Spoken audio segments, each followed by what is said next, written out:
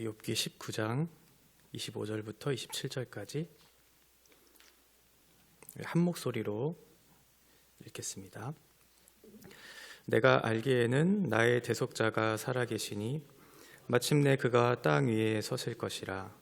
내 가죽이 벗김을 당한 뒤에도 내가 육체 밖에서 하나님을 보리라. 내가 그를 보리니 내 눈으로 그를 보기를 낯선 사람처럼 하지 않을 것이라. 내 마음이 초조하구나. 아멘. 이제 빌닷과 욥의 두 번째 대화, 오늘 새벽에 시작된 그 본문 말씀에 이어지는 내용입니다.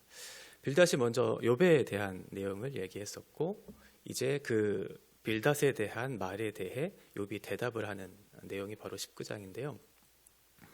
빌닷은 앞에서 어떤 주장을 했냐면, 악인은 빛을 가지고 있는, 한때 잠시 잠깐 번영을 그렇게 누릴 수 있는 존재라고 얘기를 해요.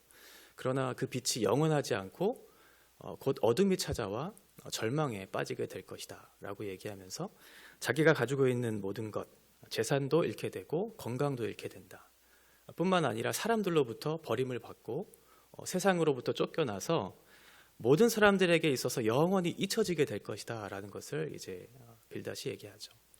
그러니까 욥에게 있어서 지금 남은 것은 하나도 없는 거죠. 재산도 잃었고 건강도 잃었고 사람도 잃었고 자기가 살던 장막에서 쫓겨나서 결국은 어둠 가운데 있는 아무것도 남지 않는 그런 현실을 악인이 당하게 될 것인데, 그 악인은 바로 너야 라고 그렇게 18장에서 얘기했어요. 그러면 지금 욥의 상태는 사실이거든요. 이런 현실 자체가. 그러니까 욥의 마음은 굉장히 고통스러웠겠죠. 그래서 욥이 빌닷에 대해서 반론을 제기하기에 앞서서 자기의 마음이 어떠한지를 먼저 얘기를 해요. 그래서 19장 2절과 3절에 보면, 너희가 내 마음을 괴롭히며 말로 나를 짓부수기를 어느 때까지 하겠느냐. 너희가 10번이나 나를 학대하고도 부끄러워 아니하는구나. 이렇게 얘기하죠. 그러니까 말로 표현할 수 없는 그 고통을 내가 당하고 있는데, 나는 지금 아무것도 의지할 것이 없는데 왜 그토록 나를 가만히 내버려 두지 않느냐. 나를 왜 이렇게 괴롭히고 있느냐. 내 마음이 너무나 힘들구나. 그렇게 얘기하고 있는 거죠. 그러면서 지금 내가 당하고 있는 지금의 현실, 이 고통은 내가 악인이어서 이 고통을 당하는 것이 아니다. 내가 고통을 당하는 것은 하나님께서 나를 그렇게 그 자리로 보내셨기 때문에 내가 지금의 고통을 당하고 있는 것이다 라는 것을 이어서 얘기해요. 6절에 보면 그 주체가 하나님이라고 얘기하죠. 하나님이 나를 억울하게 하시고 자기 그물로 나를 애워싸신 줄을 알아야 할지니라. 8절에서도 그가 내 길을 막아 지나가지 못하게 하셨다. 그 군대가 일제히 나와서 길을 도두고 나를 치며 내 장막을 둘러 진을 쳤구나. 13절에 보면 나의 형제들이 나를 멀리 떠나게 하시니 나를 아는 모든 사람이 내게 낯선 사람이 되었구나. 사방이 적으로 둘러싸인 것도, 내가 빛을 잃어버린 것도, 사람들이 떠나서 나 혼자 남게 된 것도 내가 악인이어서 그렇게 지금의 현실을 마주한 것이 아니고 하나님께서 나를 그 자리로 보내셨기 때문에 내가 지금 이러한 고통을 당하고 있는 것이다. 이렇게 설명을 하고 있어요. 그러면서 자기의 주변에 아무도 남지 않았다. 내가 사랑하는 가족들, 친구들, 내 이웃들이 다 떠나갔다라는 것을 14절부터 길게 얘기하죠. 나의 친척도 떠났고 내 친지들도 떠났고 내 집에 머물러 사는 자, 내 종들도 나를 낯선 사람으로 여기고 내 아내도 내 자식들도 나를 가련하게 여기고 어린아이들은 나를 무시하고 가까운 친구들, 내가 사랑하는 사람들이 다 원수가 되었고 내 피부는 살이 뼈에 붙어서 남은 것은 겨우 잇몸뿐이다. 나는 더 이상 남은 것이 없다. 이렇게 얘기해요. 그러니까 욥이 지금 가지고 있는 건 피골이 상접한 육체만 가지고 있는 거죠. 고통 가운데 찢기고 그 상처가 아물지 않은 상태에서 또 찢기고 찢겨서 뼈만 앙상하게 남은 그런 욥의 현실. 내가 가지고 있는 건 이 몸뚱아리 하나뿐인데 그 몸뚱아리 하나조차도 아주 앙상한 그런 뼈만 남은 지금의 현실이 내 상황이다. 이렇게 얘기하면서 이제 욥이 빌닷과 친구들에게 대해서 하소연을 하는 것이 아니라 나의 처지를 좀 알아달라고 도움을 청해요. 제발 내 상황을 좀 알아달라. 내 마음을 좀 알아달라라고 얘기해요. 21절과 22절에 보면 이런 나를 불쌍히 여겨다오. 하나님의 손이 나를 치셨다. 왜 나를 박해하는가? 하나님처럼 왜 나를 박해하는가? 라고 얘기하죠. 아무도 욥의 마음을 몰라줘요. 그리고 욥은 아무것도 소망할 것이 없는 그런 상황이에요. 삶의 소망도 사라졌고 살아갈 목적도 다 상실되었어요. 어느 것 하나 붙잡을 수 없는 그런 상황에 놓여 있는 거죠. 그러면 욥이 할 수 있는 건 무엇이 있을까요? 하나밖에 없죠. 사람도 찾을 수 없고 내가 가지고 있었던 재물도, 내가 그동안 가지고 있었던 건강도, 내 주변의 모든 그런 상황들이 다 없어졌으니 어쩔 수 없이 욥은 하나님을 찾을 수밖에 없는, 독대할 수밖에 없는 그런 상황으로 몰리게 되는 거죠. 욥의 입장에서는 지금의 상황이 그렇게 이해가 되지는 않을 거예요.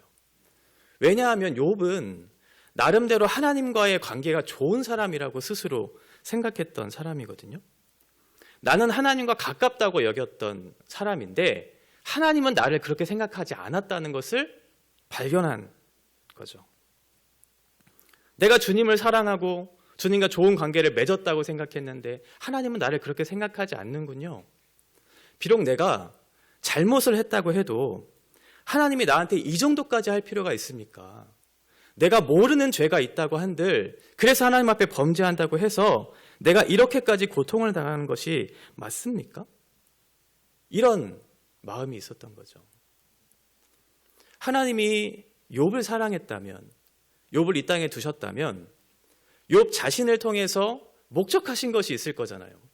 하나님이 그냥 이 땅에 태어나게 하신 것이 아닐 텐데 욥이 생각했었을 때는 나를 태어나게 하신 것, 나를 만들게 하신 건 고작 옳고 그름을 판단하는, 이것이 옳고 이것이 그르다라는 것을 나타내는 그러한 도구로 사용되고 있다는 것. 하나님이 나를 향한 기대가 이것뿐인가? 이렇게 생각했던 거죠. 지금의 상황은 옳고 그름의 문제만 지금 남고 있는 거예요. 그 도구로 내가 사용되고 있다고 생각하고 있는 거죠. 인생의 근본적인 질문들이 들어가기 시작했던 거예요. 나를 만들었다면 그 만든 것에 대한 분명한 목적이 있을 것 아닙니까? 지금 욥은 친구들과 논쟁을 하고 있기는 한데 지금 욥은 하나님께 묻고 있는 거거든요. 하나님, 나는 도저히 이해가 안 됩니다. 이 모든 것들을 하나님이 그렇게 하실 수 있다는 걸 알지만 왜 나를 굳이 그렇게 고통스러운 자리로 밀어 넣으시기로 하셨습니까? 결국 욥이 이 문제를 해결하기 위해 필요한 건 하나님과 이 문제를 풀어야 하는 거예요. 하나님과 문제를 풀어야 되는 거죠. 분명 욥은 하나님께 대해서 의문을 제기하고는 있어요. 그런데 다행인 건 뭐냐면 욥이 하나님에 대한 의문을 제기하고 있지만 이 모든 것 배후에는 하나님이 계시다는 것을 알고 있어요. 내가 고통을 당하고 있는 현실이 너무 힘들어서 하나님, 내가 모든 것을 잃어버렸습니다. 나 너무 힘듭니다. 친구들에게도 나에게 좀 위로가 필요하다고 지금 얘기하고 있는 현실은 내가 겪고 있지만 그럼에도 불구하고 이 모든 것들이 하나님의 손 안에 있다는 것을 내가 압니다. 하나님이 나를 그 자리로 옮기셨다는 것을 내가 압니다. 그리고 나는 그분을 신뢰하고 있다는 것을 나는 압니다. 이게 친구들과 욥의 결정적인 차이였던 거죠. 하나님이 나중에 친구들과 욥을 평가할 때 욥을 의롭다고 평가했던 이유는 뭐냐면 욥이 어떠한 훌륭한 일을 잘 했기 때문에 욥이 의롭다 이렇게 평가를 받은 것이 아니고 욥이 하나님을 바르게 이해하고 있었기 때문에 욥이 바른 의로운 평가를 받았던 거예요. 하나님이 어떠하신 분인지를 알았던 거죠. 하나님은 어떠한 틀 안에 가둘 수 있는 분이 아니다. 하나님은 당신의 주권과 자유로운 선택을 하실 수 있는 전지전능하신 하나님이다. 그리고 그 하나님의 일하심 속에서는 반드시 합력하여 선을 이루실 그 하나님에 대한 신뢰가 있었던 거예요. 그러니까 욥은 기존에 알고 있었던 하나님에 대한 지식, 그것을 뛰어넘어서 그것보다 더 큰 하나님의 통치와 질서가 어떠한 것인지를 알았고, 알 뿐만 아니라 그 속으로 들어가서 하나님을 이해하기 시작했던 거죠. 반면에 친구들은 어땠냐면 자기가 가지고 있었던 기존의 틀로 하나님을 이해하려고 했어요. 그 틀 안에 하나님을 가두어내서 하나님은 이러셔야 하는 하나님이라고 그렇게 판단했고, 결국은 하나님의 자신의 주권, 하나님의 선택, 이런 것들을 다 무시하고 자기가 알고 있었던 하나의 원리, 그 하나의 원리로 모든 세상의 법칙들, 모든 삶에 일어나는 모든 일들을 하나의 원리로만 해석을 하려고 했던 그런 실수가 있었던 거죠. 이것이 욥과 친구들의 결정적인 차이였고 하나님의 평가가 갈렸던 이유였습니다. 그래서 결국 욥은 자기 주변에 아무것도 없다는 사실을 알았고, 이 문제를 해결해야 되는 당사자는 하나님이라는 사실을 알았고, 결국은 하나님을 찾았어요. 그리고 그 하나님을 찾은 결과 하나님을 보았어요. 욥기 42장 2절과 3절 세 번역으로 보면 이렇게 기록되어 있습니다. 주께서는 못하시는 일이 없으시다는 것을 이제 저는 알았습니다. 주님의 계획은 어김없이 이루어진다는 것도 저는 깨달았습니다. 잘 알지도 못하면서 감히 주님의 뜻을 흐려놓으려 한 자가 바로 저입니다. 깨닫지도 못하면서 함부로 말을 하였습니다. 제가 알기에는 너무나 신기한 일들이었습니다.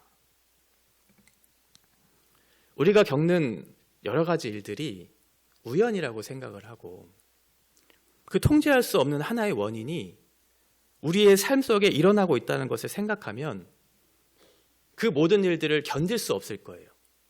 왜냐하면 그 원인도 모르니까요. 그 과정도 모르니까요. 그런데 나에게 일어나는 모든 일 속에 분명한 하나님의 뜻이 있고 하나님의 목적이 있다는 것을 알았어요. 그리고 그 가운데 하나님께서 일하고 있다는 사실이 내 속에서 이해가 되고 받아들여지기 시작했어요. 그러면 우리의 삶 속에 일어나는 여러 가지 일들을 비로소 하나하나씩 받아낼 수 있는 근거를 마련하게 되겠죠. 욥은 이걸 본 거예요. 하나님이 더 큰 통치와 질서가 우리 가운데 임할 수 있구나. 그 속에 내가 안으로 들어갔을 때 내가 알던 하나님을 뛰어넘는 하나님의 자유로운 선택 안에, 하나님의 절대적인 주권 안에 이 모든 것들이 선한 통치의 영역 안에 바르게 시행되고 있구나 라는 것들을 본 거예요.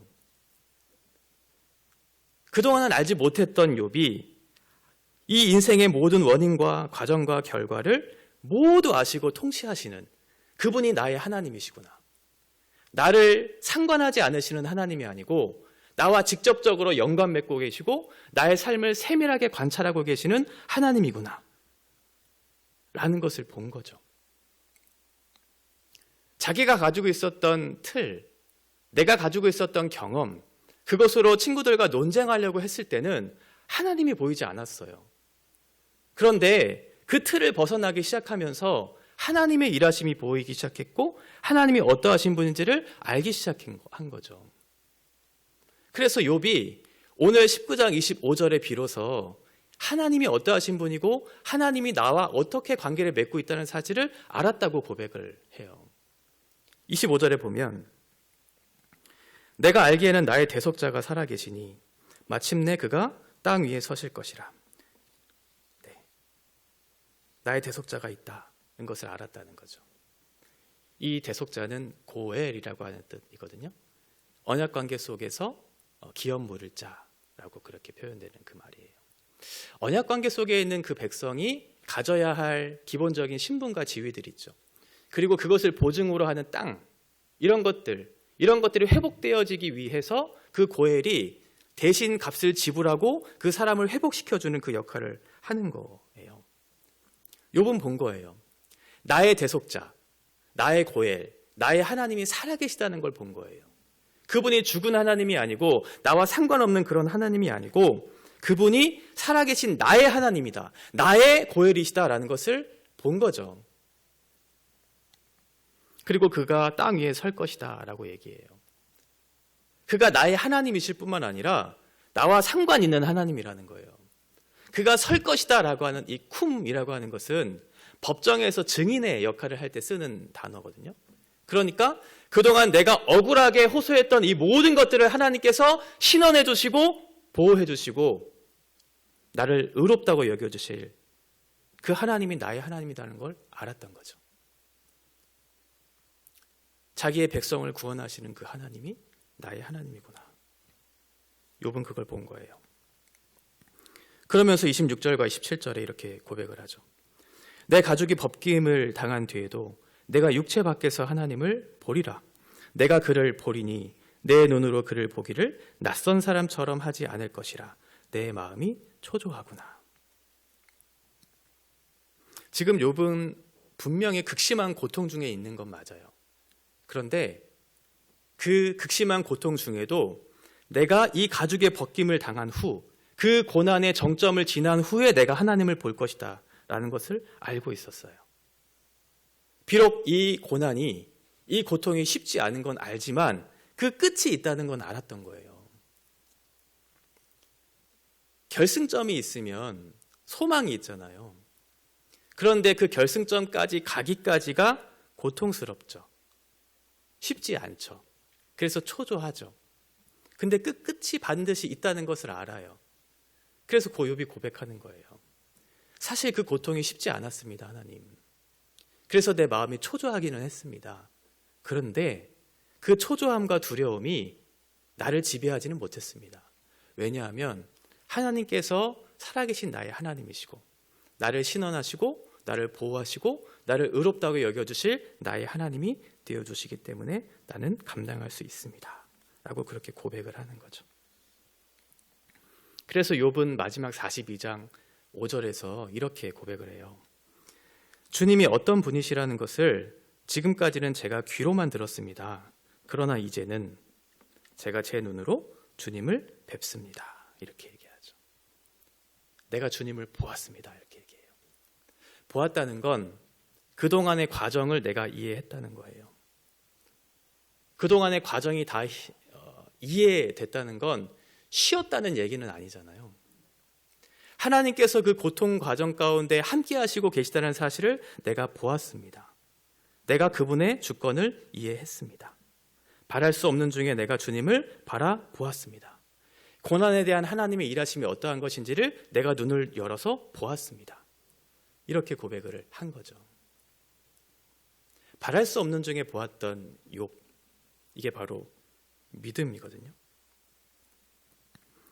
욥과 같이 똑같은 인생을 살지는 않지만 우리의 인생 중에도 모순이 있고 역설이 있어요. 그런데 그 모순과 역설이 또 다른 모순과 역설을 만들어내서 오히려 선으로 우리를 만들어내는 하나님의 능력을 보게 되죠. 그게 하나님의 기이한 방법이에요. 하나님은 우리의 모습이 굉장한 고난과 고통 중에 있다는 사실로 끝내시지 않죠. 우리가 생각했었을 땐 이 고난과 고통이 결국은 나를 죽음으로 나쁜 종말로 이끌 것이라고 우리는 생각하지만 하나님은 그 고난 중에 있는 모순과 역설을 한 번 더 뒤집으세요. 그래서 우리를 생명으로 이끌어내시죠. 욥은 그걸 본 거예요. 당장의 현실이 이해되지는 않아요. 그럼에도 불구하고 그 과정 중에 하나님이 계시고 그 고통의 현실을 주님이 듣고 계시고 그 과정 속에 하나님이 일하고 계시다는 사실을 신뢰했기 때문에 내가 비로소 주님을 보았습니다. 이렇게 고백을 하게 되는 거죠. 이것이 저와 여러분들의 고백이어야 되는 겁니다. 그리스도인들만이 할 수 있는 고백이죠. 세상으로서는 알 수 없고 세상으로서는 감당할 수 없고 고백할 수 없는 이 역설적인 고백이 바로 그리스도인들의 고백이 되어야 하는 겁니다. 이렇게 고통 중에 있었던 한 시인의 고백, 자신의 고통과 이 고난의 현실 중에서도 내가 바라는 분이 있는데 그분이 하나님입니다. 내가 그분을 찬양합니다라고 그렇게 고백했던 시인의 고백이 바로 우리의 고백이 되어야 합니다. 시편 42편 1절부터 5절까지 말씀을 같이 읽고 말씀을 마치겠습니다. 같이 읽겠습니다. 하나님이여 사슴이 시냇물을 찾기에 갈급함같이 내 영혼이 주를 찾기에 갈급하나이다. 내 영혼이 하나님 곧 살아계시는 하나님을 갈망하나니 내가 어느 때에 나아가서 하나님의 얼굴을 배울까? 사람들이 종일 내게 하는 말이 내 하나님이 어디 있느뇨 하오니 내 눈물이 주야로 내 음식이 되었도다. 내가 전에 성의를 지키는 무리와 동행하여 기쁨과 감사의 소리를 내며 그들을 하나님의 집으로 인도하였더니 이제 이 일을 기억하고 내 마음이 상하는도다. 내 영혼아, 내가 어찌하여 낙심하며 어찌하여 내 속에서 불안해하는가? 너는 하나님께 소망을 두라. 그가 나타나 도우심으로 말미암아 내가 여전히 찬송하리로다.